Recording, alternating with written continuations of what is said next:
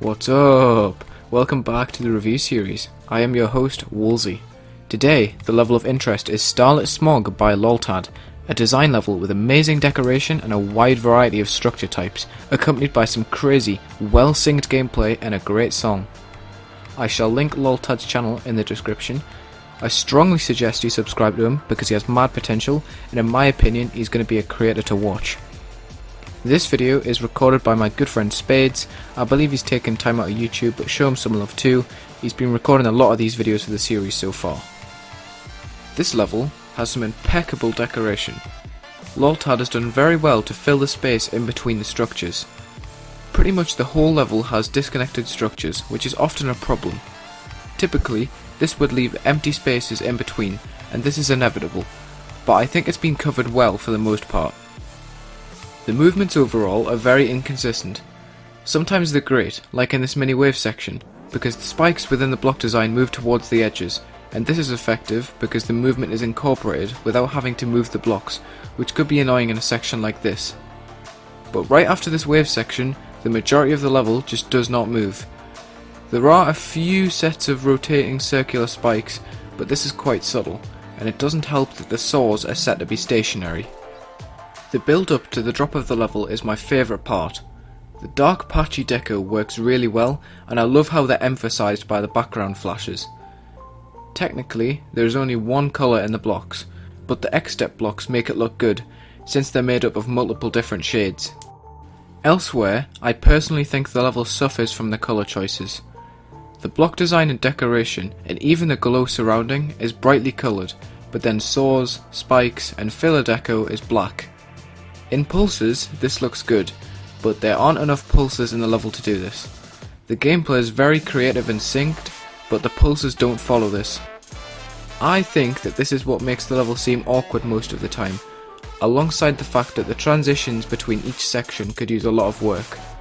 I appreciate that Loltad has tried to include something to look at, instead of just cutting to black, but it looks strange, considering a lot of the deco is densely packed. The parts in between take away from this. In fact, this can be seen very high up and low down in the level where Loltad has stopped decorating. The colours are most unique at the mini wave section I pointed out earlier and the sections after that. Another redeeming factor is the unique orb deco seen throughout the level and the clumps of orbs we see in the drop. This level is chock full of interesting decoration to look at. At some points it's messy, but for the most part it's interconnected and linked. A lot of the deco is on the T3 layer with black glow to shadow it. Sometimes this deco is abstract, and other times it's in specific shapes, which I prefer, but the variation is cool. Overall, it's a solid level.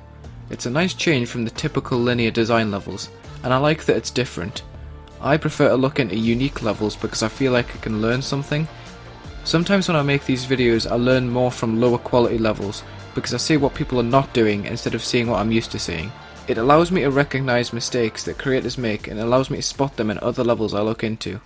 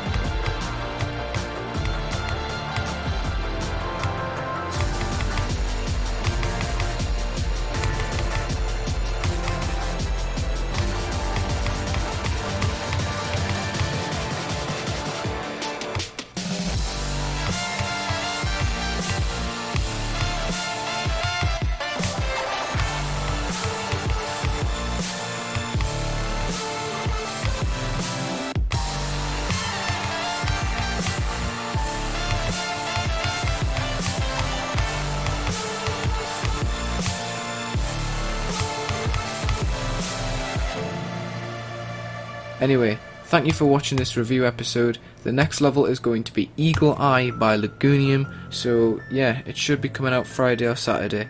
Thank you for watching. I was going to make this longer, but I'm not very good at reviewing design levels, so yeah.